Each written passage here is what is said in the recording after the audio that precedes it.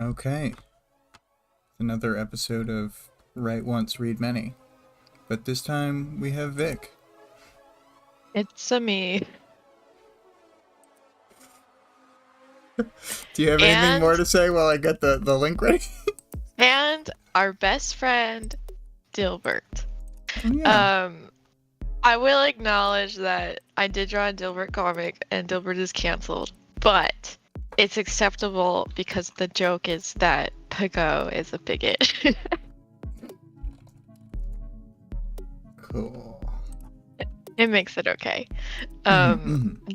This one was tricky. It was honestly part of the problem was I was trying to find Dilbert references, but it looks like the whole website has been taken down, which is really? Which is pretty savage. Yeah.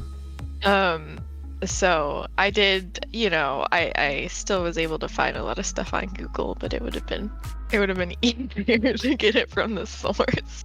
Oh, Dilbert, if only you Dilbert. were not drawn by Scott Adams or whatever. But even like the comics that I was reading, like obviously there's gonna be sexist, but it was like I was like, oh. I don't know what it's been like recently, but I will say that the ones in the 90s just felt like the same baseline amount of sexism as just everything. Yeah, that's the thing. I think that it just had baseline, whatever, and then like I don't think that he ever updated his ideals or sense of humor. I have been told by people that he got worse over time, so yeah, it could be that he started bad and got worse. So oh my god. But yes, Greg says hey, and Vale's off and on today. Hey.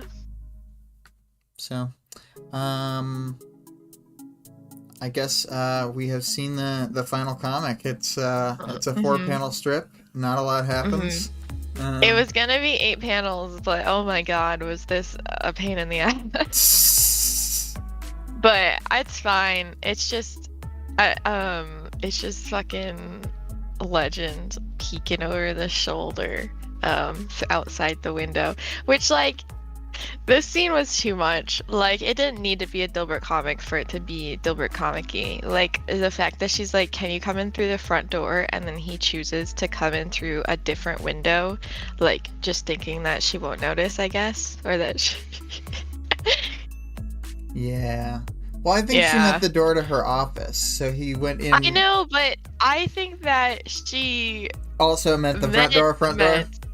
Be like a normal person was actually what she meant, and he did not choose to be a normal person. True. Let me switch to the full version. Kaboom! Oh yeah. Yes, this is what it means, Vale. All art will be Dilbertified from now on. Yes. That'd be terrible. Honestly, I would go for a oh god, who's the cat that's not Garfield? Hedge. The other like orange. Is it like a different orange cat? Yeah, it's like a different orange cat, and he's Cliff. He's Cliff. Okay. That guy. Mm-hmm. I would transition to all Heathcliff style comic. Let me look. Heathcliff. I know I've seen this, but images. Heathcliff. Huh. So like, there's lots of stupid ass jokes in Heathcliff that like, I don't get it, but they're always wearing helmets and things that say things. So if it's like, if something is on their mind, instead of like indicating with a thought bubble, Heathcliff puts the character in a helmet that just says what they're thinking about. This one here is a bunch of Heathcliff characters with helmets that say slug on them, and they're cheering on a slug. Okay. Wow. I'm glad that's not the direction we're taking things in. but we are. Clockblocker gets a chapter. Oh man, I miss Clockblocker's chapter. Okay, next time I have an opportunity to make a more Clockblocker centric chapter, it will be Heathcliff Oh theme my god. Okay. because I think he loves Heathcliff. I guess there are a few coming up. There's one in arc 14. See, these aren't interludes though. Like that's the problem. But I Yeah, don't I know. know. Vale said, a world with helmets that show what people are thinking would be amazing, except if I had to wear one also. Yeah. 2 plus 4 times 5 is driving. Hello. Yeah, you don't have some sort of thought shield or anything. Um, I'm gonna do the audience participation reminder. It's, do you think it's okay for a figure like Pigot to break the rules of the game? The Cape game, not the Jack game. The Cape one. hmm And then themes. My first one was Pigot being a big O with one less G. Yeah. Yeah. Um, and then also Pigot's internal double standards, which are many varied, but a couple of them are like Legend looking in through her window is a big privacy violation to her, versus her rewatching the hero helmet cam to the point where she can perfectly recall the audio after muting the vid. hmm And then she can justify to herself breaking the rules of the Cape game because she's not actually a parahuman. So, loophole. Loophole. Yeah, Dude, she's such a girl boss. I love her. she's gatekeeping hard. She is gatekeeping, gaslighting, girl bossing so hard. Yeah, Do you want me to get into the overview? yeah. Okay, so Miss Emily Pagot, name drop, is drowning in paperwork and is reflecting on her responsibilities of being the only member of the PRT representing the common non-Cape folk in Brockton Bay. She sure does take on a lot emotionally, because there are definitely other people, but Yeah. it's fine. It's very Todd Um, Margaret. Do I have to do everything myself? and everyone's like, no, we keep sending you people. And she's like, oh, I'm the only one who works around here. But her very high stakes self reflection is interrupted by none other than Kidwin, Mm-hmm. obviously. Who Mm-hmm. else would it be? But he's offering her a new laptop, and she's like, "Oh, I can't accept that. There's too many other people in need." And he assures her that the consoles and communications have already gotten the new equipment that they need, albeit not completely restored yet.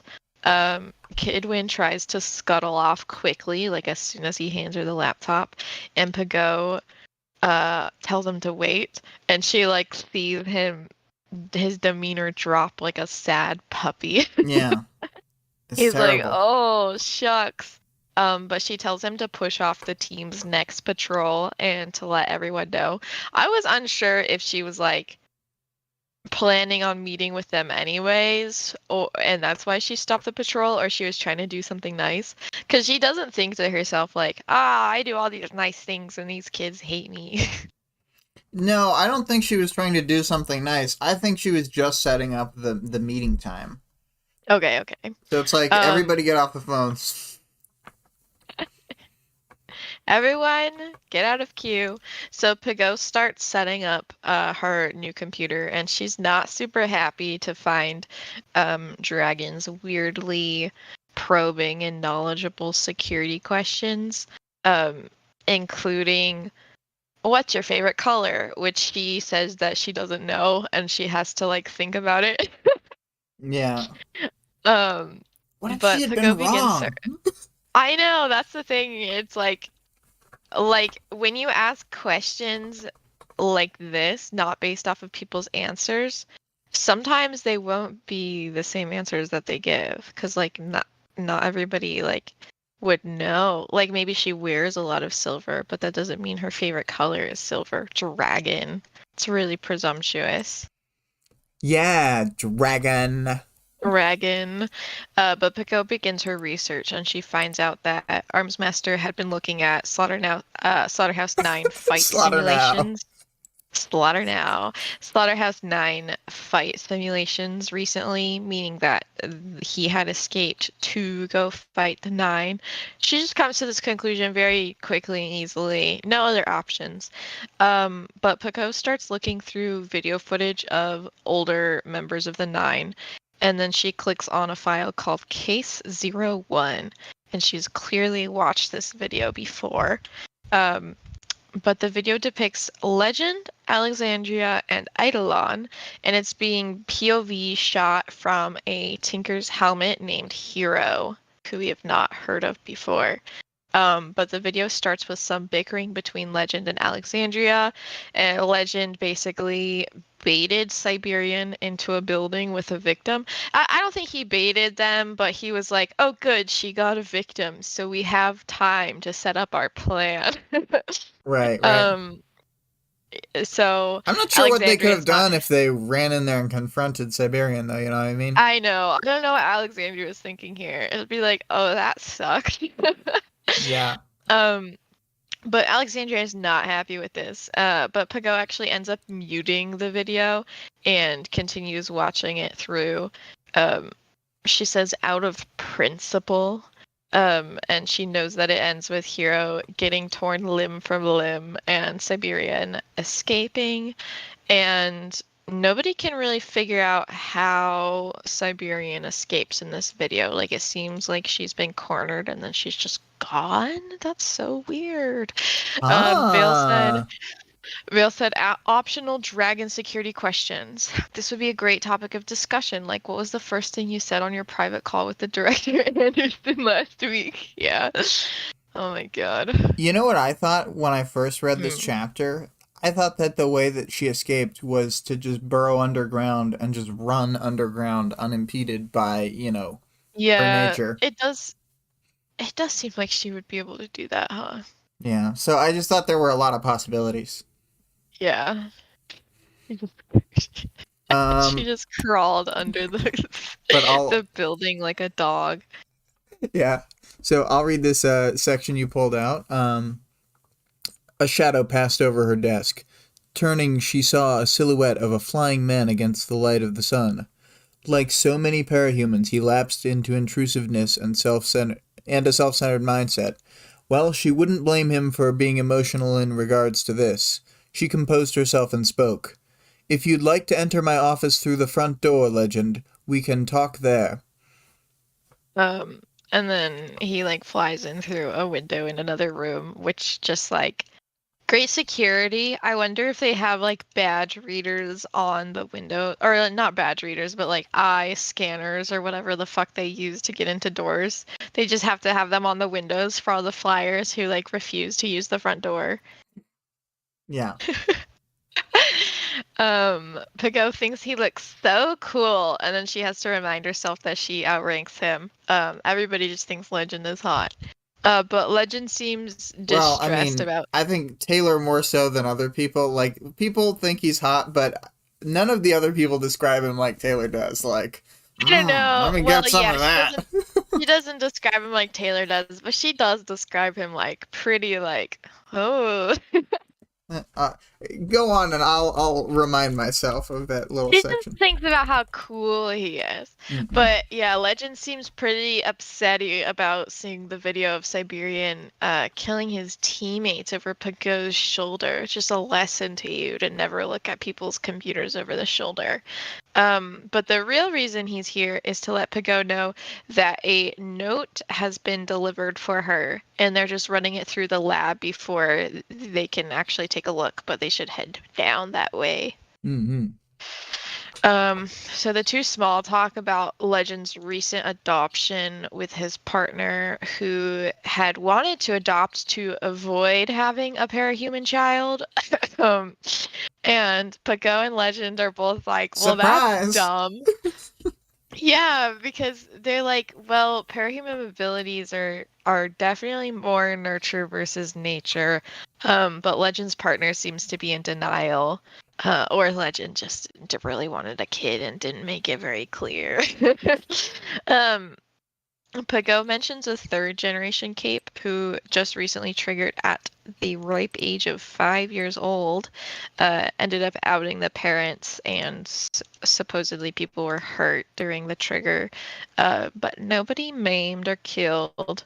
But even with these possibilities, Pago tells Legend she envies him having a family. Aww. Cute. 2 + 4 × 5 says Siberian crawls under the building like a dog. Don't you mean like a cat? I guess. Cats don't dig under buildings like dogs do. Like a fox, like a Yeah, George Clooney fox. like a tiger. Um, um, Vale had Go also ahead. said earlier the optional dragon security question is this would that would be a great topic of discussion. Like, what was the first thing you said on your private call with Director Anderson last week? Yeah, that's So, so funny. oh dragon, Um, oh, dragon. always pushing So, buttons. they arrived to a group of people who let Pago know that the note was delivered in a weird ass convoluted way to protect the identity of the sender, but it's obviously from Skitter and or Tattletale. They just assume that it's Skitter, but like you don't think Tattletale would have helped with this? Come on, guys. They do just like make a lot of assumptions like about which one of them is in charge at the moment. They like are always like, "Oh, this must be Skitter's work. She's so evil." And then like anytime Skitter does anything smart, they're like, "Oh, she must have Tattletale telling her what to Cause do." she's so dumb too. Because she's so dumb and also evil. But You knew I the would be reason here. I knew you yeah, would be here. and the reason that they think it's from Skitter is, I think, a combination of the convoluted sending, because she does do things in a very convoluted way, so that makes sense. But also that the note ends with "Thanks for the help." It's just kind of bitchy. Yeah, we don't get to see the rest of the note, but it just kind of outlines the situation with the nine and lets them know what the status is and that they've captured a couple people and a couple people are dead or whatever. Mm-hmm. So, And Bonesaw Pago ain't got calls, no hands. yeah, Bonesaw got no hands. Pago calls a meeting with the Protectorate and the wards, and they're not in the best of shape. And a lot of the Protectorate have to, like, they've been having to MacGyver their costumes when they've been damaged. So they kind of look like idiots right now. They're just, like, not wearing their normal fits. Yeah, yeah. Um, and then I pulled a quote here. I roasted Pigot later about how little she notices or like takes the input really of her team. I thought we'll see it in the character section. Yeah. Do you want to read this quote? Oh, sorry. Yes, we have three. We have three priorities. She began. We take down the nine. We regain control of the city, and we don't die. She stressed the final two words, waiting to see their reactions. Were any of her people thinking of performing a heroic sacrifice? So she pushes the point again that there's no point in anyone dying. Which I do think is like fair for her to be stressed that like Vista's gonna like kill herself in a heroic suicide situation, because like she would do that. Um and Typical yeah, some of Vista. typical Vista. Um Vale said, "Thanks for the help, but wait, we didn't give any help." Oh, it's Skitter. Oh, Um, that was sarcasm. oh yes, I see it now. She even says, "Oh, I can't help to read this in a sarcastic tone, bitch." Um, but Pago states that the Undersiders and the Travelers have moved up the Protectorate's deadline by taking out members of the Nine, and they're suspicious that the Nine will be releasing a biological weapon as their penalty. Because of that, when they act, they need to win 100%. Pago Mm-hmm. offers an out to the Wards group, which Kidwin and Chariot, which you'll remember is our mole, both take. Vale says, the note. It was from Tattletale. If it was from Tattletale, it would have been sent to a personal email address. If it was Aisha, it would have appeared on the desk. If it was bitch, it would be one word rhyming with truckers. That's true. So, oh man, another lose for Kid Win, but whatever. You had said last time or whatever that like, oh, Kid Win's kind of on the up and up, like he has a lot of wins after this, but this is like his next thing. And it's him failing on his team. It's fine. I know that it's fine. It's just funny that he's like supposedly like he's on his upswing arc, and yet he's just avoiding. He's at the bottom of the upswing. He's at I the know, very but start. I know, but I don't know. In fact, this may be like a hockey stick shape where he still has a slightly lower point when the mayoral election thing happens. But that's a setup. That was a frame up.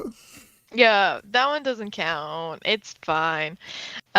So Pago gives an overview of the situation between the Undersiders and the Slaughterhouse 9 to the team, which she's like 75% right about. She does like assume that the Undersiders were being a lot more intentional than they actually were. And they also assumed that they can take over Cherish, but if I'm gonna go back and check while you're reading other stuff. I think that she told them that she can't take or that they can't take Cherish because of the way power. So when they communicated on one of the recent chapters, I'll find it. Oh, okay. But the PRT is now interested in taking the Undersiders up on their offer to help out with the 9. When Pago says that they don't need to worry about being stabbed in the back by the Undersiders and the Travelers, Legends is like, are you sure? And he says he doesn't understand their motives or morality. And Pago says it's complicated, but they probably will cooperate. Then Pago goes to talk about Armsmaster escaping and throws out the idea that Dragon helped him, which is like just crazy that she says this to the team, but whatever. Yeah. Like, what is her intention with telling the entire team this right now? Because it also just tells to, like, Dragon, Oh, maybe that's well, why. I mean, like, I'm just saying that makes it extra crazy. I don't know. It was like a weird move. And then she like quickly moves on. Like everybody's freaking out, and then she's like, anyways, back to the game plan. Basically, they're going to drop a lot of bombs on the 9. The team is going to wear identical looking fire-safe suits so that they have plausible deniability that the hero teams aren't helping, and they're going to do it this very evening. But as the group breaks up, Legend asks Pago why she's being so coy and that she kept some things to herself. And she lets him know that it's strategy so that the mole can filter some of the info back to the villains. And what the villains don't know is that there's going to be a second round of bombs. Because she just read Catching Fire. Oh, which one does it happen in? Mockingjay? Whatever the last one is. Yeah, Mockingjay. Yeah, she just read Mockingjay this year, and she was like, I love that last chapter where everyone dies. It seems it's so gratuitous in the book. It's like, wait, she's here suddenly, and now she's dead suddenly? Yeah, I guess. So there's actually going to be a second round of bombs, and Legend's like, oh my gosh, but that's breaking the rules between the capes. And Pago reassures him that she is, in fact, not a cape. Mm-hmm. So that's it. Some real ominous stuff. She's so sure that she's not going to get backstabbed by the villain team because, like, does it matter when you already have a backstabbing yourself? What a bitch. Pago's definitely one of my favorite non-cape characters. Like her and Danny kind of are right up there. Well, I really like her, but I have a lot of those that I like because I really like the reporter, Stan Vickery, and I really like Glenn and I really like Quinn Kaye. Mm-hmm. So I mean, there's kind of a lot of them. They're like sleeper hit characters. Yeah. Vale said, I am above the law is one of the surest signs of a villain. 2 plus 4 times 5 is starting their shift. Bye. Bye. I think this is yeah, she's a great character. And this is like a really good chapter. They like info dump tons and tons of stuff, but like it has a really strong character voice. I wasn't sure exactly how to describe her character voice. Like, what do you think? Like, um, she's super paranoid, No. obviously, but Yeah, she's very confident, compared to like pretty much all of the other characters so far. Like she really knows what she thinks, she knows what she's good at, she knows her weaknesses, and she doesn't seem like too distressed about them. Like she's obviously not happy with like her situation with like being alone and like having like a poor relationship with the kids that she's in charge of, but she like doesn't get hung up on it in the way that Taylor would. Like she would have gotten super depressed after that interaction. yeah. Uh, man, yeah. Taylor's in her full depression arc. Yeah. Um, hmm. Yeah, Pigot is just like really hardened in a lot of ways because she's been doing this for a Hmm. long, long time and stuff. And Hmm. um, yeah, I mean, she thinks of everything as like it's a war. Yeah. Even this Um paperwork. she's got pretty good empathy going on, which is stark compared to a lot of the other interludes that we've had. Yeah, it's Cause weird. she like She can tell what Kidwin's feeling like very easily. She's not like Mhm. under any illusions. Yeah, she's good at reading like body language and tone and stuff. And she feels bad a Mhm. couple times in the chapter. And she doesn't have to go, I had to remind myself to feel bad about this. Like she can't help herself from having like empathy towards people. So Mhm. that's cool to see. Good representation. Yeah. Greg said that we're not mentioning the goodest non-parahumans, Brutus, Judas, Angelica, etc. They're basically parahumans. Yeah, once you're morphing, you know, Once you're morphing on a regular basis, you're one of them. if you're morbing out, you know. Mm. Um, so I guess I'll say for the arc stuff, this interlude is a really good stage setter for the final arc of the Slaughterhouse 9 stuff. We have a bunch of dramatic tension for the audience generated by knowing what the heroes are planning to do when Taylor doesn't. And I was glad that we got to see an interlude that's so directly related to the now, since, like, I don't know, a side story, you can do a side story, and sometimes it's even like you can cliffhanger with a side story or whatever, but that would not have been what I wanted to hear. Um, Hmm. and so this is good because it responds to what had just happened and like perfectly sets up arc 14. So, Yeah, and then do you want to start the characters section? All this Pigot talk. sure. We love Pigot. She's basically just Taylor. Uh, but all grown up and girl bossing.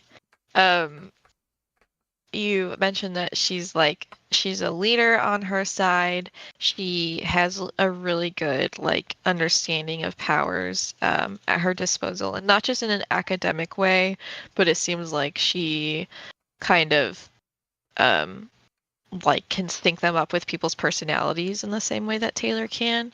Um, Yeah. she's really stubborn and mostly won't change her mind when she's made it up, which she's made up her mind a lot of times in this chapter, so it's a little concerning. Yeah, I mean, like, I can't think of a time when she changes her mind on something in the whole book. I Yeah, just, like, left myself a little wiggle room there. Um, yeah. but anyway, so, She's got a similar backstory to like a standard parahuman, as we'll learn in another interlude. She went through a trauma that resulted in her being the director. So with this new power to control a group of capes, she began to act out her ideals on the world. Just like, what parahumans do with their powers. And her lack of control and her isolation resulted in a faux thinker master power. Almost like some sort of bug character we've seen in the past. Um, she's got a lot of like she's got similar social problems to Taylor, where like she can intuit what people are thinking pretty easily, but she's doesn't know what to do when it comes to kids. I think she does pretty well with her interaction with Legends, so I'm gonna assume that it's mostly for like younger or like less mature people that she has this problem. I think that like Legend is used to just dealing with like hard-headed people like her as well. But yeah, she like knows that there's a problem, especially with her relationship between her and the wards, but like she doesn't know what to do about it. She's kind of just like, "Oh, I'm always going to be like this." Um I don't know. It's pretty sad to see like her interaction with Kidwin, where like she can see how like tense he is around her and how like disappointed he is to be around her. Yeah. And she doesn't do anything. Like maybe she should have said thank you or something. I don't think she thanks him for like bringing her the computer She's or just like, I anything don't like need that. it. Yeah. Like she's that weird kind of politeness that's like a lot more nuanced than the politeness that like kids are used to, where she's like refusing resources to as like a form of it's like a nicety or a politeness or whatever, but then she's not doing like basic things like smiling or saying thank you. Right, right. She's not gesturing at all toward the like just basic human emotions and Mhm. like Yeah. societal conventions. Yeah. But yeah, she did luck out with her protectorate team, like arms master, battery, assault, who else is Dauntless. in the Dauntless? Yeah. Shoot, who am I missing? Armsman, Velocity before. Velocity, Yeah. yeah. So like all Um, those people, yeah. oh, Miss Militia. Mhm. Yeah, she got like a bunch of like more mature, more adult, and also very mm, like hardened people to work with, so they don't seem to mind her very much, I don't think. I don't know. The only interaction we see is with her and Legend, really, with is just like a one-on-one setting. Yeah. Greg says gauntless. I like it. Parahuman especially does not use a gauntlet. Um, she also, I don't know like how much of her is like ultra competence and how much of it is like she's actually the one who has to do all this work, or if she just is like taking like refusing to delegate because she doesn't trust anyone else to do it. Like she doesn't say that in the chapter, but she talks about how like they keep sending her resources and she has all this paperwork that she needs to do by hand, but then she just sends the resources home.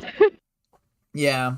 It, I think that her idea is like there's not an efficient way to do this with all the different people, but there probably is. Hmm. I understand why you'd want to send them home though, given that the Slaughterhouse 9 is here. I would Yeah, like turn them yeah. away to begin with, probably. I would be Yeah, like, I'd this is a probably not quarantine accept. city for a moment. Yeah, please don't send any more people here to get murdered. Yeah. Would appreciate that. It's like making their situation worse because they have to protect more people and like clean up more bodies. Yeah. Um, Pago, man, I love Pago. She's kind of like obviously the joke's that she's a bigot. And she's not like a bigot, okay? But she has some feelings about parahumans that Well, okay. definitely come through. So it's not as obvious here because the people she's dealing with are so like terrible, Are he? like Yeah. they're like heinous. But like, if you think about it, she's kind of still like, um, despite how like uber terrible the Slaughterhouse Nine are, the Undersiders practically the same, almost as bad. Yeah, she is gonna just mass murder the Undersiders, which is insane because they have not killed anyone yet. And I don't think she's under the impression that they've killed anybody. So that's crazy. But also she definitely thinks of them as it's funny because this is like it reflects like how parahumans think of non-capes. Like she thinks about parahumans the same way that all the parahumans think about non-parahumans. Like where she's like, I have to protect them and like they're so bad at these things like privacy and all this stuff. Like it is it is a mirror to how Taylor thinks about civilians. Yeah, yeah, for sure. Like she looks down on them, but in a maternal way. But she kind of looks down on everybody. She looks down on her own like staff of non-capes as well as the capes themselves. It's a little Yeah. weird. But she's very jaded, I think, is the main part that Mhm. is leading to all of this, really. Yeah. Um, oh, go on. Um well, they don't mention it in this chapter, but I think it's like important to her character that she's like physically disabled to some degree. Like she was injured when she was younger, and like that's kind of why she works a desk job. She can't really do anything else. Which Hmm. like I don't I mean, know. I think it's even important to her character. She doesn't really think about it though. it's funny because even in the the like more gamified like this leads to that outcomes, like the fact that her trauma had to do with powers led to her Hmm. having a control over people with powers, which is like Trump powers come from backstories where the powers were involved when they got the Hmm. powers. So Yeah. um it's just kind of funny how like that stuff kind of lines up perfectly with her thing even though she's not even a parahuman. um Yeah. but Yeah, she kind of has parahuman brain. She like she would be a really good parahuman, but I don't think that she's somebody who would like have a agent or whatever. Yeah, she doesn't have the corona What do they call them? palencia. Passengers. Yeah. Yeah. Yep, yep, yep. So our next person is Child Victory. Despite his many victories at a young age, this child cringes away from Pigot's withering gaze. His mom cares enough to be upset if he fights the torture serial killer crew. So, that's pretty Yeah. sweet. Yeah. Pago's like, oh, I called all your parents and made sure it was okay. I'm like, what the fuck did you say to them, dude? Yeah. Um, Well, she says that she yeah. had to make sure it was okay to even approach them with the idea, and like that means the mom was okay with him being at the briefing, but was like, "You can't go on the mission." You can't go on the mission, you loser. Mm-hmm. Oh, poor kid Win. Mm-hmm. I'm glad he has a mom that loves him. Yeah. Well, that's nice. Yeah.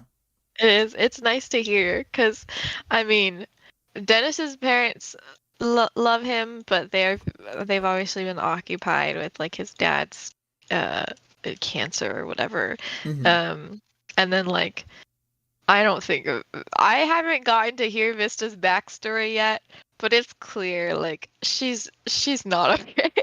Yeah. She's not on a good terms with her parents. No, I don't. No, she's not.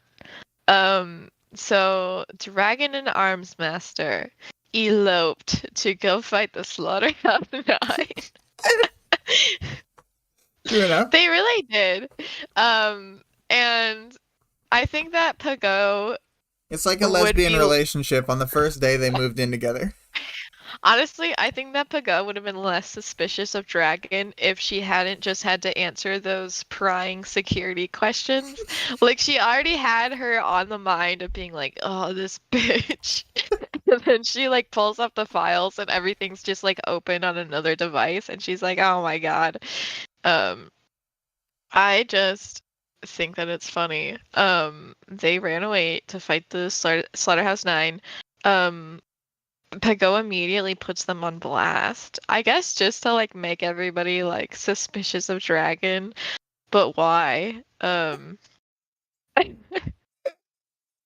I just would have approached that with a lot more discretion. But I guess she just feels like, well, it doesn't matter because Dragon owns our asses. Like Look, she's she's gonna find upset and out she's lashing regardless. out. She couldn't help herself Yeah. but say it. Sometimes you just say stuff even when you're trying to keep it in. Yeah, I guess that's what it is. It's very strange. Fucking dragon, bro. She's Yeah, looking over my shoulder, even right now. I know I she's hearing know. me say this. She's hearing me say this. She's seeing me say this. She's cheering it all with Arms Master now, which is Mhm. even worse. Yeah, she's probably showing him the video feed of me rolling my eyes, and they're both laughing at me. Just laughing and pointing. But she doesn't seem to. She's like doesn't care in that undefeated way where she's like, ugh, I guess. Because like obviously the Slaughterhouse Nine need dealt with, and like if that's what Arms Master is focusing on, especially because she's clearly not anti-killing villains because you have the opportunity, because that's what she's going to be doing later. She would have like So ordered like Armsmaster to do the plan that he was in trouble for. yeah, like she obviously doesn't care what he got in about what he got in trouble for because like she's actively doing the exact same thing, but on a much bigger scale, on a much bigger and less necessary. Because like Arms Master was like, if it happens, then it works. Um, but this is just like, oh, after we kill the Slaughterhouse Nine, then we'll just get everyone else in the mix. I always got the impression that the first bombing is a false bombing run to make the Um, Slaughterhouse Nine think that they've survived the thing, and then the mhm. second bombing run is the real thing, and it was always intended to be the real one. Okay, okay. That makes sense. Because she says they're gonna use like normie bombs for the first one, and then they're gonna use bucket bombs for the second one.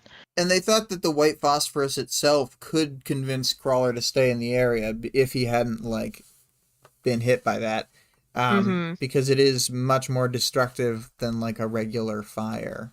But I don't Yeah. know. We'll see. Um,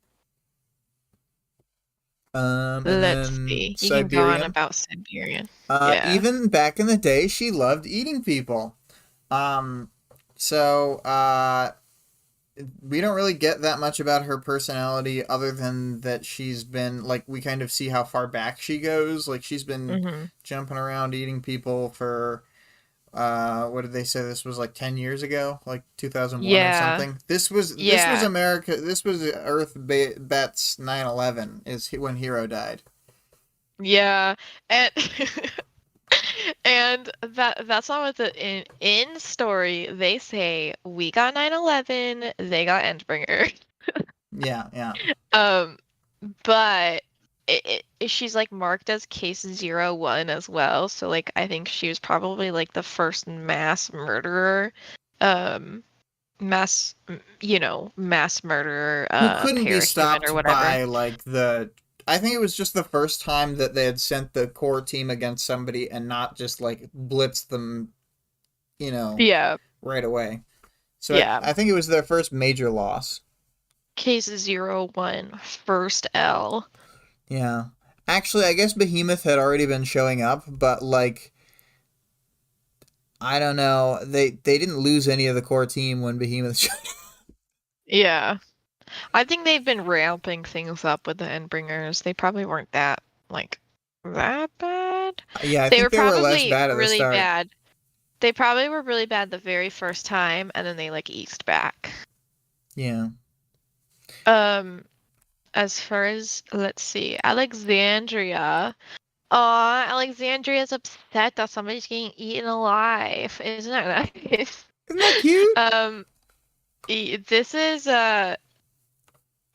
you mentioned that this is the first time since getting powers that Alexandria's been hurt. They like her like eyeball popped out. It doesn't say that, but it does say her eyeball disconnected, and I was like, pardon me. Yeah.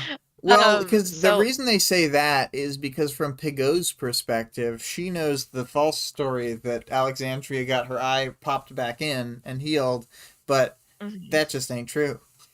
Yeah. But she does have like a scar on her face as well, and so after that point, she changed her costume to hide that scar and her popped out eyeball and such. Yeah, I just thought it was a really bad first injury back to Pain, given that she got Oh, her yeah, half her face bashed off. it's pretty bad.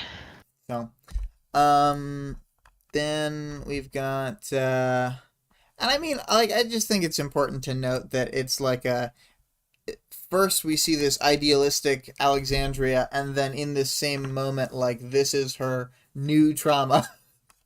Yeah. So then we'll see what happens going forward. This edgier, even more dark horse style. Everyone knows as soon as you get an eye scar, like you flip a switch, you know. Yeah, yeah, for sure. It's like adding a Russian accent to somebody, like, oh, Yeah. villainous. Yeah. Yeah, exactly. For do you want to talk about or no, I was on Eidolon. He wins points with me for how he carried Hero, his closest homie, with him for the rest of the battle. Um, it's very sweet. It Um, is. and even though they all say he's the top dog, he ain't never beat Siberian. Top Cat. Top cat. Uh, Greg says the only tragedy is that she didn't go with an eye patch. True. Mm-hmm. Hero. You wrote a forgotten member of the, I can't even say, Quadrumvirate. quadrumvirate. He's not forgotten. People just are, I think people like don't talk about him because it makes them really upset. Yeah. Yeah. Because it is like one of the very first heroes or whatever got like super killed. He Ripped did. ripped limb from limb, and people were like, "Oh my God!" But he was the original leader of the original Protectorate team, and he was one of the first Tinkers too. So you know, pretty sweet. I wonder if like Tinkers were prejudiced. They weren't like allowed to be part of the main parahuman community for a little bit. No, I think it's the other way around. Like they always say that Tinkers were preyed upon because people wanted their powers all the time. Yeah. Um, Build me a ray gun. yeah, he got a ray gun, he's got gold armor, he's got a jetpack, and he has a helmet with a camera in it that saw him get super killed. Um, yeah, they do just try to like move on and like never talk about it again. Well, they like never talk about the heroes who die. Like they don't talk about Challenger, even though she was on the Wards team like a year or two before the story starts, and she was killed in an Endbringer fight, I think against Behemoth. Mm-hmm. Just Yeah. yeah. It's hard. I mean, I get it. Yeah, like Well didn't They're even know just the like, names of the team members, and like he's considered like a pretty like solid cape, and it's just like I don't know, this just happens so frequently. he should have learned the names. That one was on him. Yeah. Um, and then oh yeah, I had said as very tongue in cheek, the Protectorate has an unstoppable trio of heroes who will never die. Um, Yeah, it's all fine. And that's then how when they it goes forget about down to a heroes. duo, it'll be really embarrassing. So, Legend, I like the side of him we get, the sides of him we get to see this chapter. The disconnected introspection at the start when he's thinking of his past and remembering the first fight with Siberian, and then the other side where he's also like super perceptive and able to tell that Pigo's not telling the whole plan. He's not just like a guy with good powers. He's like one of them smart capes. Mm-hmm. One of them smarties. You didn't even mention that he's gay. It's the most important character aspect. Oh yeah, he's one of them J This is people. so cool. Yeah, I don't know. I just think it's like it makes it easier to make the world a little bit like less baseline homophobic when you make like one of their clearly like masculine icons a gay person. So I mean, I And he's appreciate that. hot. And he's hot. They all love him. All the ladies love him. Um, so I'm gonna let you read both of these next two sections here because they Oh start God. the same way. Prism, Cash, Ursa Aurora. They don't get much characterization. It's background because Pico doesn't know them or whatever. Miss Militia, Battery, Assault, Triumph. They don't get much characterization. It's background because Pico doesn't know them or whatever. Shut up. Sorry. She loves them. But then, I was kidding about that a little bit, but aside from being, like, run down and using backup costumes, we really only get Miss Militia interjecting, once about Pigot breaking the deal. But it's, like, a minor objection, you know? Yeah, Miss Militia like also she's like, oh, what? Yeah. Don't do that. And like Legend is the same way when when he's like, "Oh, you can't break the code of capes." Um, yeah, I think they're probably really scared of her. She did just like she is just planning on murdering herself a bunch of people. Like it's pretty intense for she's still a civil. Is she a civilian or does she count as like she's an officer or She's, something? she's like, she's like the same as being a cop, where they're not in the military, but they're not, a civilian. They have, like, a They're weird not. gray zone. Yeah. Okay.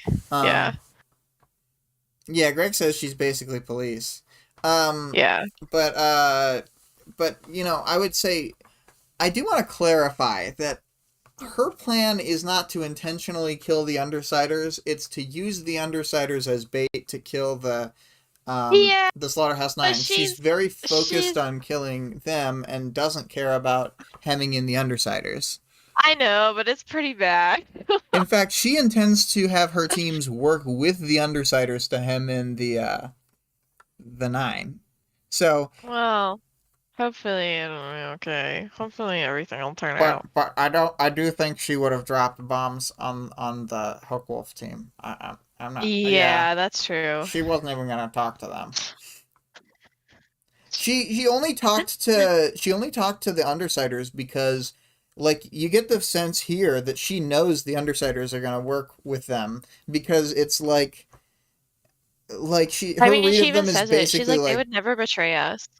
yeah, her read of them is basically like pretty spot on for like Taylor, how she's like compelled to keep the fight going and beat the Nine. Like, Hmm. yeah, I don't know. And like there was, I don't know. I guess I was gonna say there was no issue with like the previous fights that they had with them, but there super was issues. Uh, like when they were working together, quote unquote, as ABB, they did attack all of them afterwards. So I get Legends being like, I don't know about this. These guys are Yeah. pretty sus.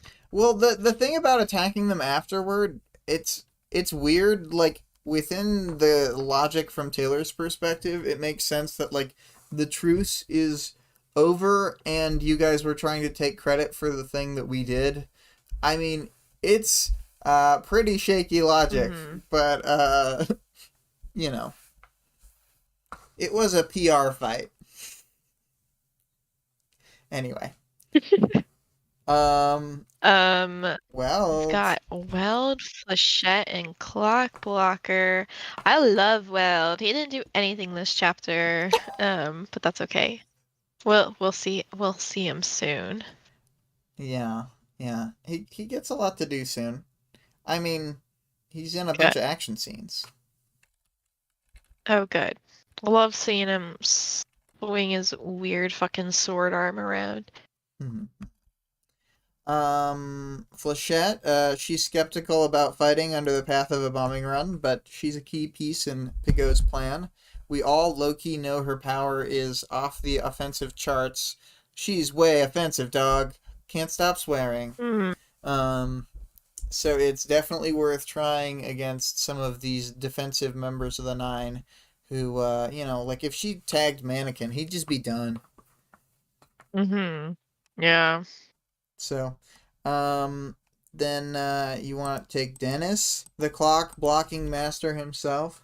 The clock block. He actually made this comic. And he is a important part of Pigot's plan. Um, he's gonna go freeze tag a bunch of people. um, hopefully like freeze tag the Nine into the building before it gets bombed? Question mark. I think they're gonna have him freeze tag Siberian, and he's pretty confident that she won't be able to get away. But they state that his power won't work on her. So they obviously know something's wrong with her. Like, why I think they why would his know power not work on regardless her? that she's immune to powers because like Eidolon's tried a bunch of powers, but I think that Okay. Clockblocker's idea is that he's not going to hit her. He's going No, he's gonna to wrap her up first. Yeah, he's gonna hit just like objects around her or whatever, and then she still won't be able to move through it, even despite Mm-hmm. her being like a big thing. He's like, my Yeah. unmovable force can stop your unstoppable force, actually. Yeah. And I was just curious because it seemed weird that they would know that his power wouldn't work on her. But then they're like, oh, but maybe Flechette's power will. I don't think Flechette's power will. Here's a like I guess what I think what would happen. I think Flechette's power could like I think it could we'll just assume that no new readers. This is spoilers time. Any new readers, if that ever happens, who are listening to this, just skip like a minute or something. I think that Flechette's power could cancel out the projection of Siberian, and that they just have to form a new projection. Hmm. So it would just like blink it out for a second and not be like that effective. Which is also what Clockblocker's power does when she tries to move through stuff he's made. Yeah. So, um, anyway, so Vista doesn't get much focus this time, but they'll be using her to keep people from moving freely on the battlefield to make up for how mobile the Nine are. And she's one of the only people who can really affect the Siberians' movement by like just dropping ground up from under where she was going to jump, or making like a chasm super wide and just like perpetually sort of shifting the space in front of her leaps and stuff. Yeah. And Pago really needs this 12-year-old to be on board for her plan to work as well. Yeah. Oh, for sure. She's got to be there. If my Yeah. friends are gonna get hurt, I've got to be there. Uh, I that's a gotta word be quote. there. Yeah. She's so FOMO. Um. So Chariot probably has no interest. Billable. Yeah. Yeah. Plus, it's like an easy sell. As the mole that his helicopter parent mom wouldn't want him to go. Yeah, and he's new. He's like brand new, like a brand new cape. So it's like this is kind of above my pay grade at this point. Mm-hmm, mm-hmm. Yeah. She feeds him a bunch of info, a bunch of crazy info to go give off to Quail, which is fun. Um, she like she like even less knows how to address Chariot because she's like, ugh, the mole, and like doesn't make eye contact with him. Which I do think is funny. She's like kind of, I think, like doesn't I want to think put in any effort to connect to him. that kind of gives away the game too, though. If she's like not looking at him all the time. I know, because I was like, when when Chariot and Kidwin are like, "Oh, we can't go." She's like, I imagined her being like, "Oh, no hard feelings, Kidwin." So just ignoring Chariot. Don't look at him. Don't look at him. Don't look at him. And then I wanted to mention the Travelers as a group, because this chapter we learn that they have confirmed killed 16 people, and also 40 other people went missing. Went missing when they were there. So, like, that's a lot of people to kill for them to be like, this group is not a concern. Like, I guess they must know some details about maybe like Noelle or whatever, and are just happy that like they got her contained. I think they don't know anything about Noelle. So I don't know, maybe it's just the fact that they haven't killed anyone in a while, but like 55 people. yeah, It's a lot of fucking people. I'm trying to think of like what other groups are like at that baseline. Like most people are pretty like all or nothing with a couple exceptions. Like, oh, like I killed one or two I think people, the but it was Empire like, 88 has killed like tons and tons of people. yeah, but that's the thing, it's all or nothing. That's like all out. Like Empire 88 is all out. Yeah. Like obviously Slaughterhouse 9 is all out. And then there's just like the Travelers. They're like, oh, it's fine. They've killed a mediocre amount of people. When does it tip it over the line?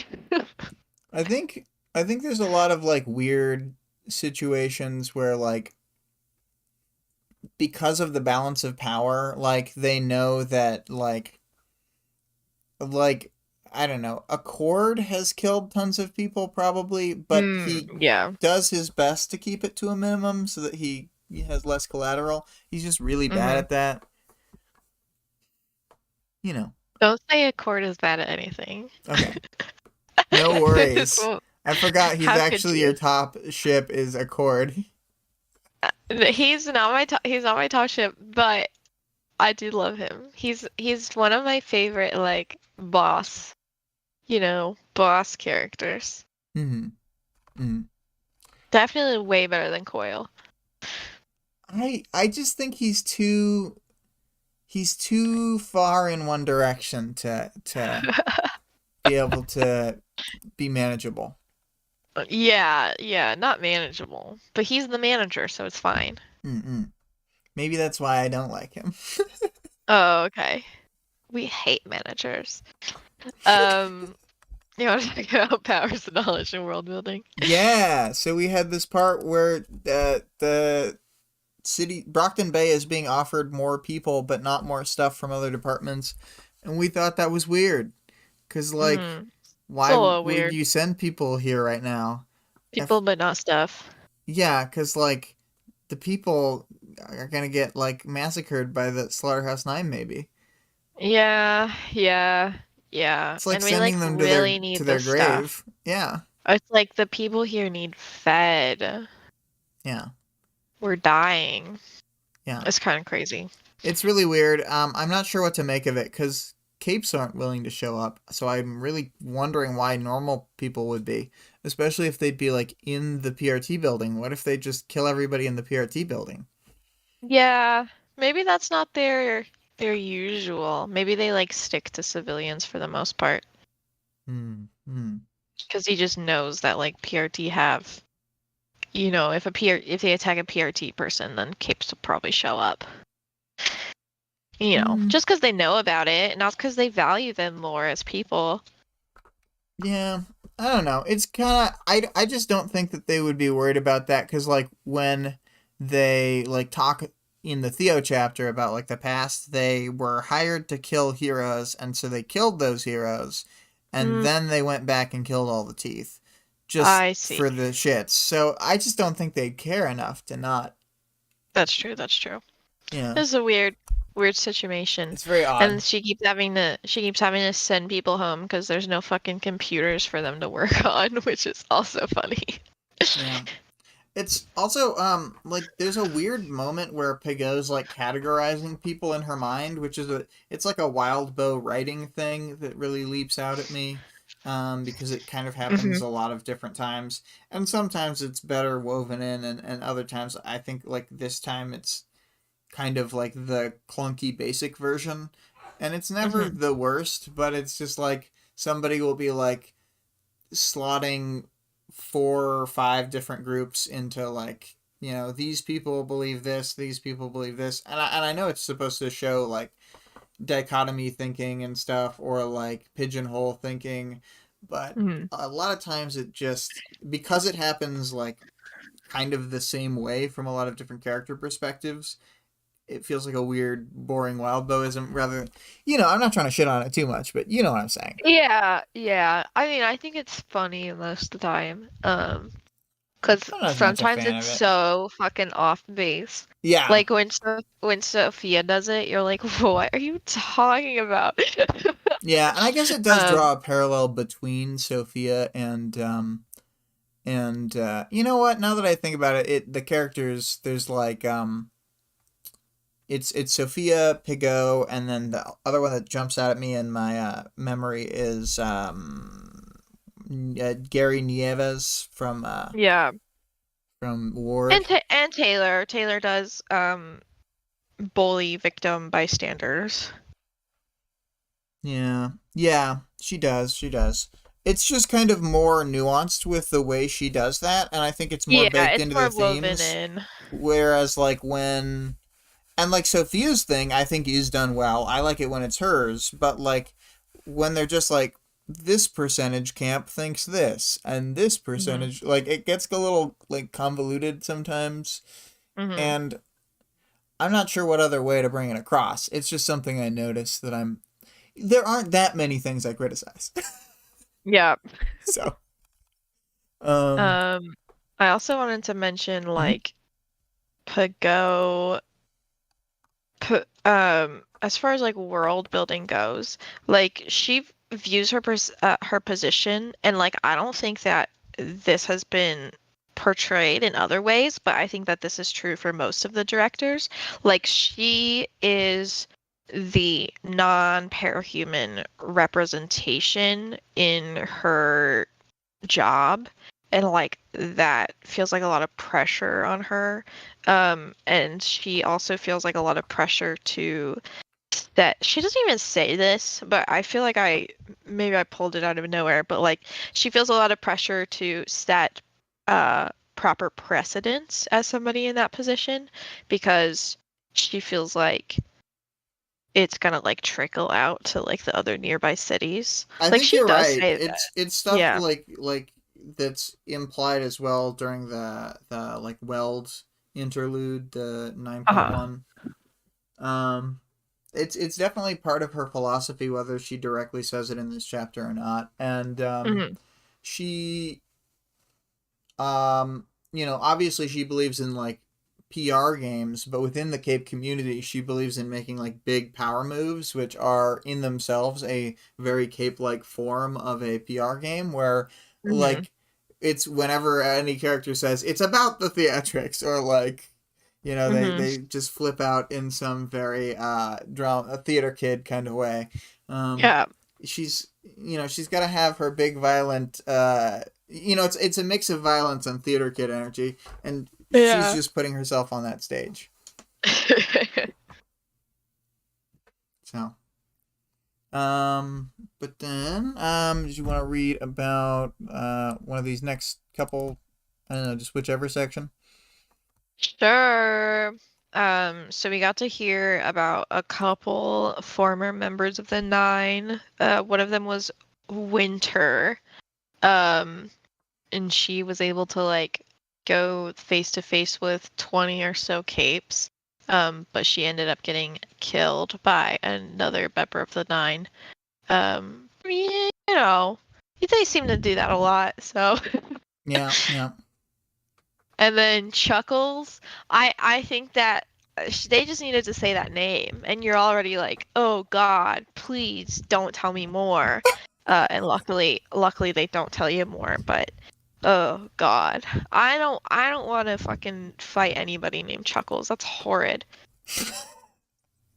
Good. Because you know it's a clown. You know You it's a know it's a clown. clown thing. It is a And clown. that's fucked up. I know, and it's fucked up.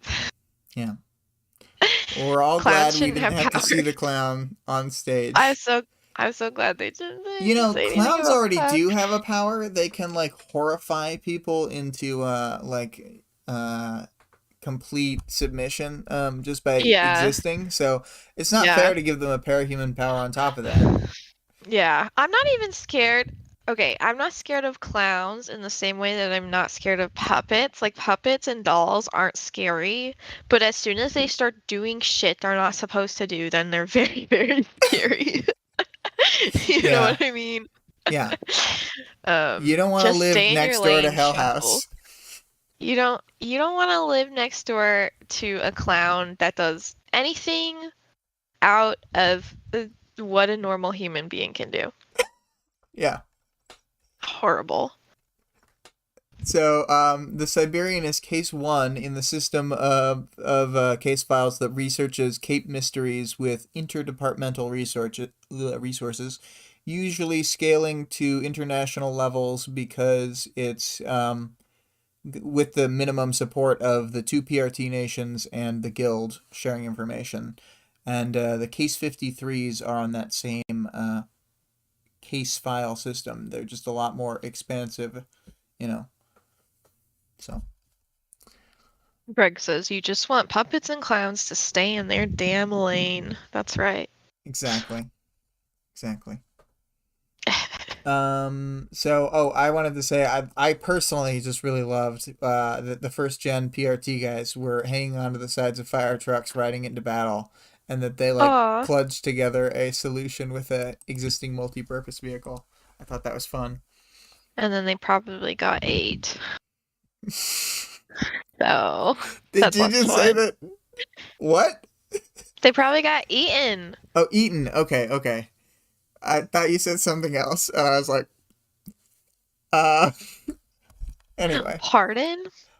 Um, Pago's current plan breaks the rules of Jack's game, but more importantly to the Capes, it breaks the rules of the Cape game, the Mm-hmm. unspoken, unwritten rules, which I wish they would just speak and write. I mean, they're not unspoken. They say them all the time. They're just unwritten. Mm-hmm. But Legend does call them unspoken in this chapter. Unspeaketh. But they'll be bombing people they had a truce with, and they're the bait. Yeah. Yeah. It's fine. It's fine. And we know that it's fine because it doesn't actually break the Cape rules if a non-Cape is doing it. I don't think that's really true, but What? She says it. She says it right there. I think non-cape can stay within the rules even if they're breaking certain rules, like using a gun, because it's just like having like a shitty power. Yeah. But like, you know, it depends. It depends, but I agree with Legend. This would be breaking the rules. She's in the game. She's not in the game. You know. Yeah, she is like a part of. It's not like she's some like vigilante or whatever. Like she is in the. You're right. She's in the game. Yeah. Anyway, so do we have any more powers knowledge and world building to talk about before we talk about the Arc 13 wrap up, which I forgot to write a section for? Whoa! No, go ahead. Well, do we want to do you remember the chapters of this arc? Because I wasn't sure if you did or not. I do. And I could just... Oh, joy. Well, the first chapter is. Hold on a second. They get the rules of the game given to them. They get the rules of the game given them. I just have to pull up my arts. Greg says, having a gun is fine because it's like having a shitty power. Wow, putting Miss Militia on blast here. No, but she can do stuff with her power that's totally unfeasible with a regular gun. Yeah, and she doesn't sleep. And she don't miss pretty much. She's just she doesn't miss. And she doesn't have to reload the rocket launcher. She can just fire a new RPG every like second or so. Mm-hmm. She's like, actually, she's just like Big Boss from Metal Gear Solid 3, because you could click the weapon for the quick equip and the quick unequip, and if you just Mm-hmm. take your shot, unequip, then re-equip, and it has the first shot loaded into it, then you can fire again. Okay, okay. First chapter, they get the rules. Aisha's like, I'ma just go kill them, and Brian's like, you shut up, and then she blanks him. So that's all cool. She blanked And then me. next chapter, they go and they find Amy, and then Amy's like, I hate you guys, and then Mannequin shows up and strangles Taylor from like 7 stories up, and that was crazy. Mm-hmm, Um. mm-hmm. But luckily, Amy doesn't die. She just gets her hand stabbed in the wall, and then she's like, I hate you guys even more. Mm-hmm. Um, Yeah, yeah. You and then we and then we have Aisha's chapter. So after she left the meeting, she went and tried to murder the Slaughterhouse Nine, which failed horribly because we find out that everybody has like a lot of Tinker Tech in their bodies. Like they have mesh armor under their skin, and like presumably between like each organ, and all that kind of stuff. Yeah, they said it was Um, around their spinal column, yeah. their like a sheath around the spinal column that's like extra dense. Then there's like hmm the mesh around probably their brain in some way, but definitely their arteries and veins. hmm And then I think they have reinforced skeletons too. Yeah. Um, so that doesn't work out, but she does end up making a deal with Cherish, and they're gonna figure things out on their own. Two smartest and most capable characters Y- will figure it out. Don't worry. You know, the thing Um, is that never really even comes to anything, because she I gets like know, captured before it would have even come into effect. Which, like, I know. I don't know if Cherish just wasn't telling them that Aisha got captured, or like what, but it's like I I very don't think that she strange. knew. I think that she got captured like later. Gotcha. That Yeah, makes like sense. when the Slaughterhouse Nine like went into the building or whatever, I think they like just found her because it seems like Brian would have freaked out sooner if he had like seen her sooner, which like he hadn't. Um, but then there is we have another big fight with Mannequin, and he's like gassing people with his silly laughing gas.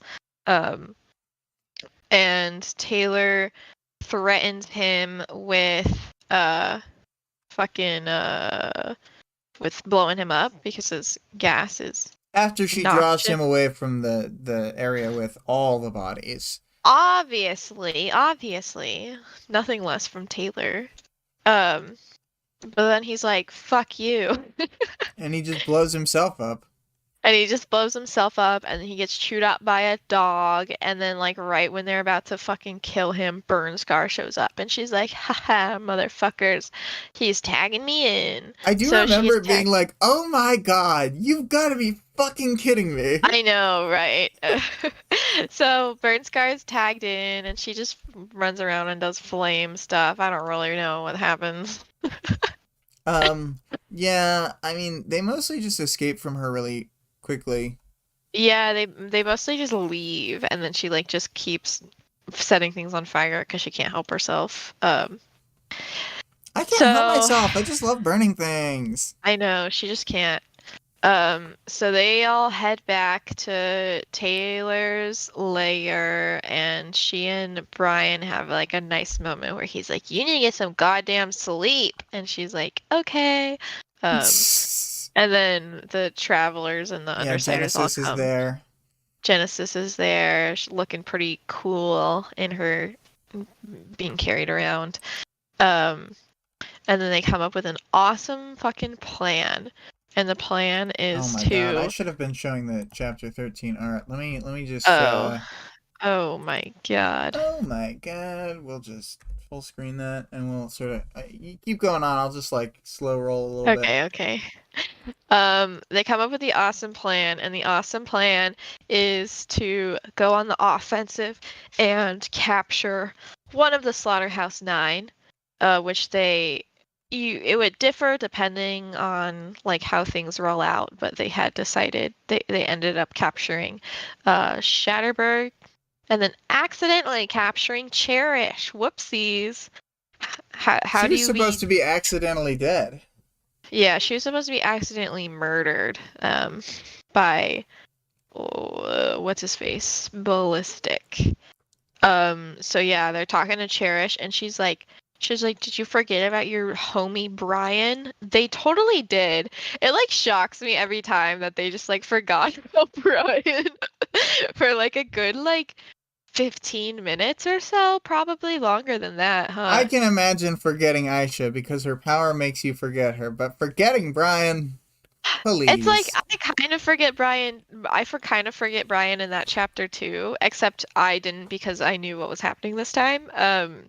But like, you're just like, oh well, he was on a different roof or whatever. Like he's probably fine. Mm-hmm, Um, mm-hmm. so yeah, then they go and find Brian, and he's in a fucking fridge. I did Yeah. end up being pretty happy with the with fridge Brian. It's just so. I mean, I like it a lot, but it is definitely gross in the way that it's It's supposed not to as be. gross as it could have been. I know. I know. I I kept things pretty kosher. And then right as soon as Bonesaw shows up and is about to murder everyone because she like paralyzed them all with gas, then Brian has a fucking second trigger event. Whoa. And you're like, what's happening? Because he's got so many goddamn powers. How does he have And he ends all up these how powers? does he get so many powers? But he ends up healing everyone, and he has like there's like another version of him with like black and white stripes that doesn't remind me of anybody else. Um, Mm-hmm, and mm-hmm. then and I don't know, he's pretty sweet. What did you talk about why he has an injured eye? Yeah, I was asking about that, and I thought that it's like a weird parallel to the thing where, um, and I mean this is again the spoiler zone. If somehow you are someone who hasn't read this book before and read the next chapter, spoilers for the next chapter.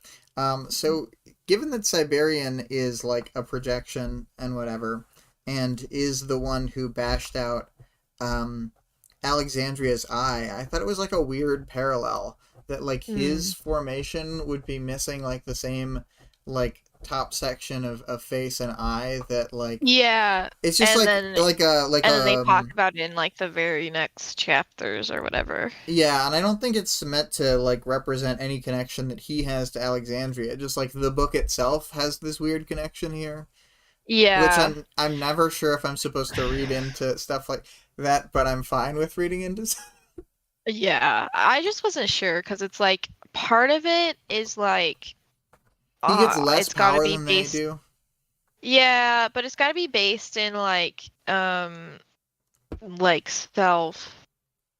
Image It's like of yeah, self-image, which is like interesting that he has that specifically. I also wasn't really sure what to do with his hair because she doesn't like describe like if it um if it was like in the same style as his other hair probably or poofed if it out was just because loose. like the So way I that the kind of just left it. Siberians' hair is just loose. Yeah.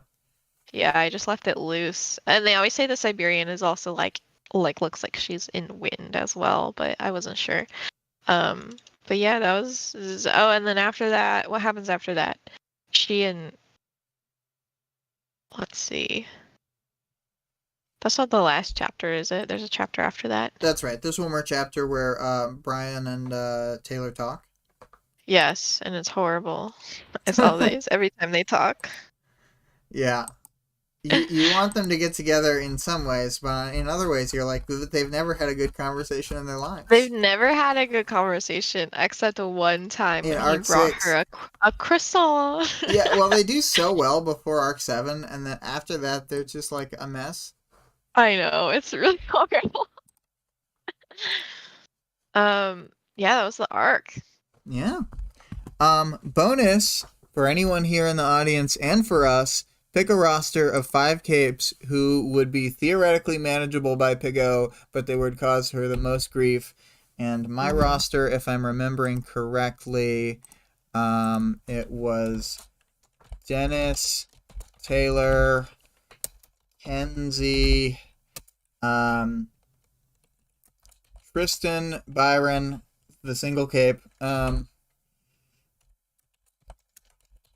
who was the last person I said? It was... I don't remember last person. I think you kind of stopped there. Okay, I'll try and think of one. Do you have any ideas? Your team to annoy? I mean, I think Taylor and Dennis are like my main duo there. Greg says Bambina. Bambina. Let's imagine a world where Bambina was slightly manageable and she's the last member on my... Bambina's even better because she has an unmanageable mom, which makes things worse. And then she is like not actually a child. She's like one of those fake children. I mean, I think she's still a child, but she's like an older teenager or something. She's like one of those. I think that she's like a combination of like way too gross and acts older than she is, plus also like in a similar way to like what Bonesaw will do to herself, like slow ages because of like other reasons. Yeah. She probably calorie restricts. I find Kenzie and Bambina together questionable. I don't think that Pago would be able to manage them. Mm-hmm. I'm gonna say Dennis, Taylor. I want Rain in the mix. Just because I think Taylor and Rain would have a really hard time. I don't know how they'd interact. Like, because like Taylor gets along with Rachel, and Rain's like a dumb, like he's not like he's dumber than Rachel, but yeah, he's like he's like a dumb Rachel. Yeah, but he's like way more like personable though, and he'll apologize a lot. The way that he functions is in an environment is less like a Rachel, more like an Alec, where he's like there, but he's not like a part of the team. Yeah. Okay, Dennis. He's all Taylor, fucked up inside. Rain. He's all fucked up inside. I don't even know who else to put on this. This is already a disaster enough. Let's think. What if Aisha was a good guy? We can do... I don't know if it would be still manageable. I think that's the theoretically manageable part is you can't tip it over. Well, Bambina kind of tips the scale, I think. I think that Bambina tips Okay, we're taking Bambina scale, off the roster. She breaks the... Once you set her on the scale, it breaks. It's not just her on her own, it's the fact that it'd be her and then also Kenzie. Yeah. Because you know that would get like fucking crazy. Yeah, really, she'd really like quick. manipulate Kenzie. Yeah. Let's see here. Scapegoat. And I need one more. I need to finish off my roster. Oh, apparently Hoyden's a fucking PR mess. Hoyden. Oh, really? Because she can't stop swearing. Oh, I see. Hoyden's good. I don't even know if I spelled that quite right, but... Oh, we put Trickster on the team. This is a little... and then there's like the love triangle between Dennis and Taylor and Trickster, and like that gets really messy.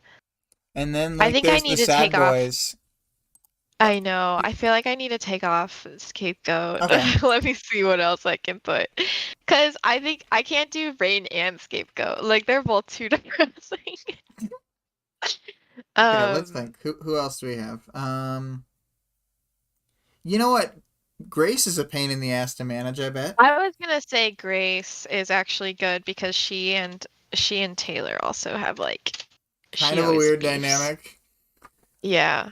Yeah. And then I feel like Grace and Rain would have. I think this is good. This is perfect. Cool. Cool. We both needed Dennis Taylor because it's the easy ones. It's the easy one because they are like either butting heads or they're like enabling each other in really poor ways. And both of those are perfect. My team is mostly just a scattershot of like who would be annoying to deal with, but like theoretically manageable. Yeah. Yeah. All right, and then audience participation. Let's see what people said to. Do you think it's okay for a figure like Pago to break the rules of the game?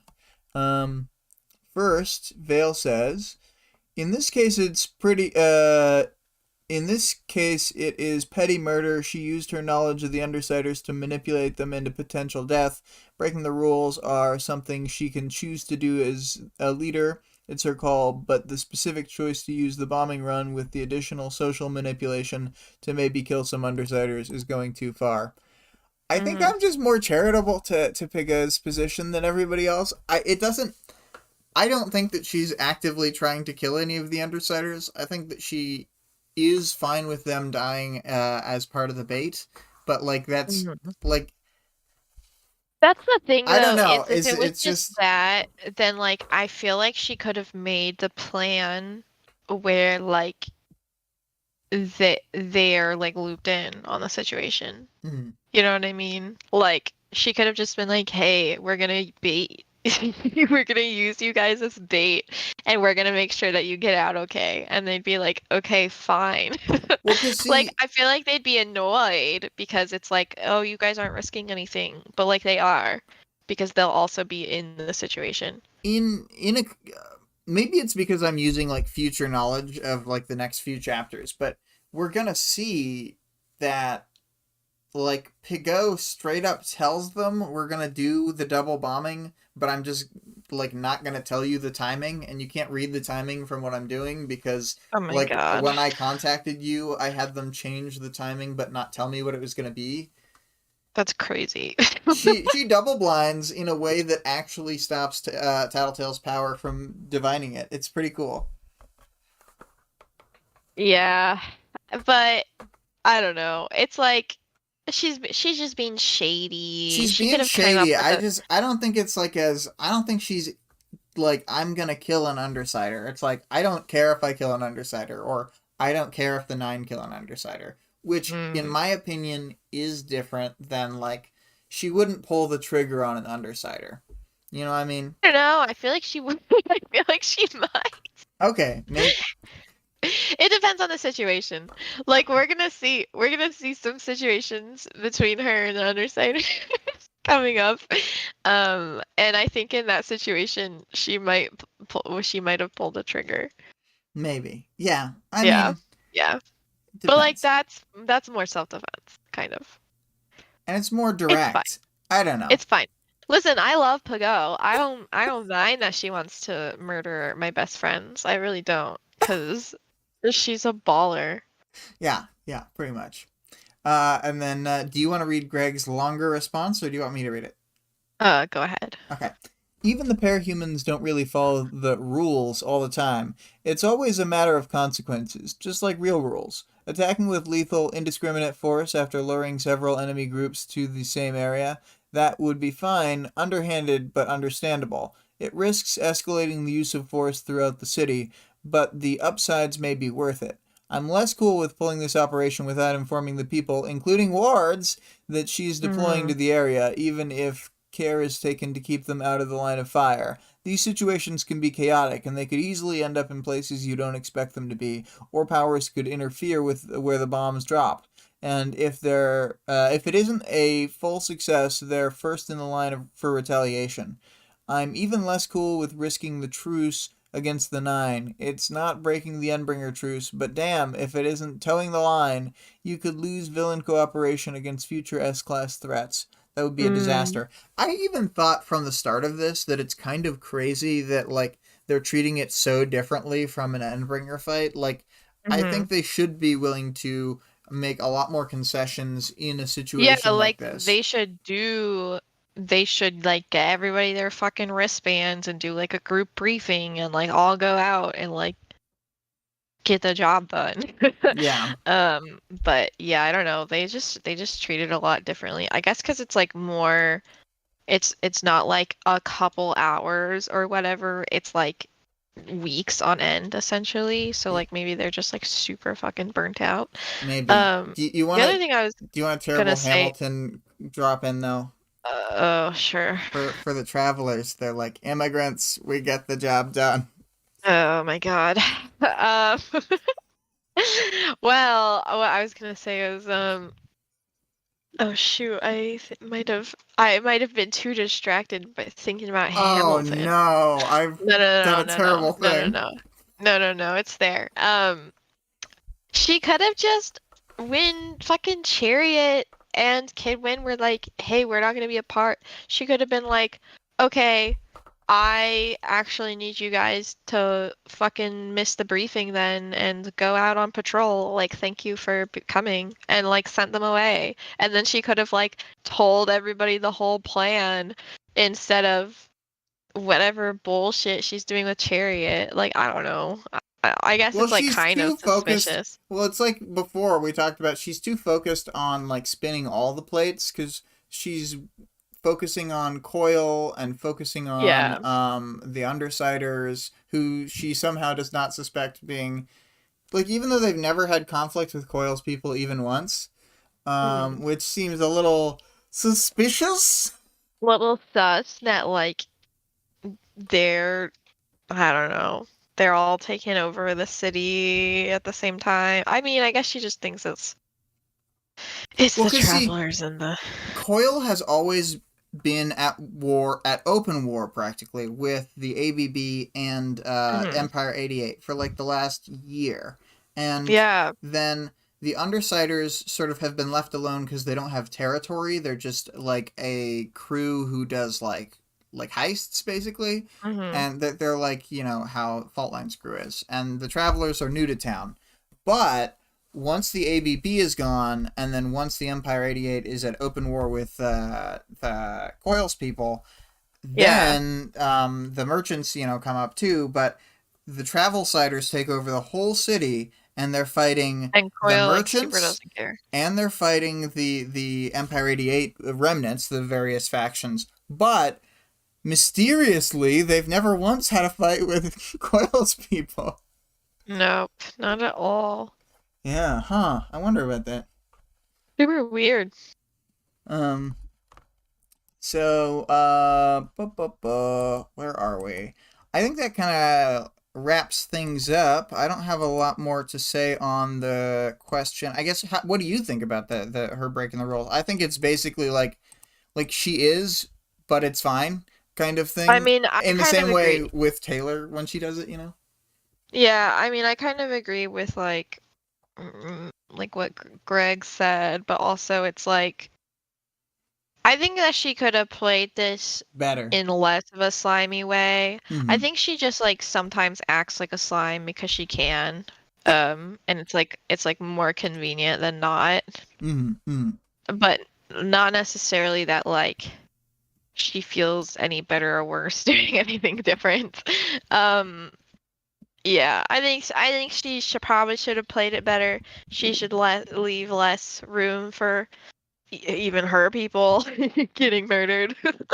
Um, Yeah, because Miss but Militia's all like, I'm not going to have any of my people die. And then while she does say don't die to her team, she's also sending them up against, like, I don't know, a ridiculously dangerous group that, like, yeah, any and one then of doesn't them give could kill them off members of her team.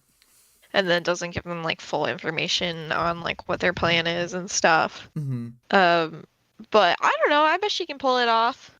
Yeah. Yeah. Yeah. Yeah, it's only an okay plan because of like how competent her and her team is. Yeah, and I mean, it wouldn't work if the Undersiders, like mainly Taylor, weren't there to fucking back them up. Hmm. So. I think we can move on though. The question for 14.1 is how much of a relief is it that we're finally past the part where Rachel's mad at Taylor? I love it. I'm so excited. Yeah, we've been in this for so long where they've been at odds, and we're finally through it. We're finally free. Finally free. All right, I'm going to start the outro music and read the links, and then we'll have one of those quick cutoffs where we don't listen to the whole song.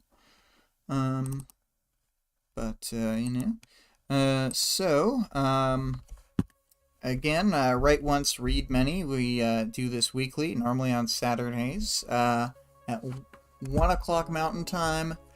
The music used in this episode, as well as all the recent arcs, has been Infestation by ScarlettXOX. You can find at twitch.tv/Scarlett_Rogue. The Discord link is a bunch of gibberish that can be found in the stream description as well as channel description. The author of the work being discussed can be supported on Patreon at patreon.com/Wildbow. The full text of the work is available for free online at parahumans.wordpress.com. And there's also the fan-made audiobook of the entire work at audioworm.rain-online.org. And thank you, as always, to the chat who came in, and thank you very much, Victoria, for co-hosting. First, thank you. Mm-hmm. But that'll be all for this week, and talk to you guys soon. Bye! Bye!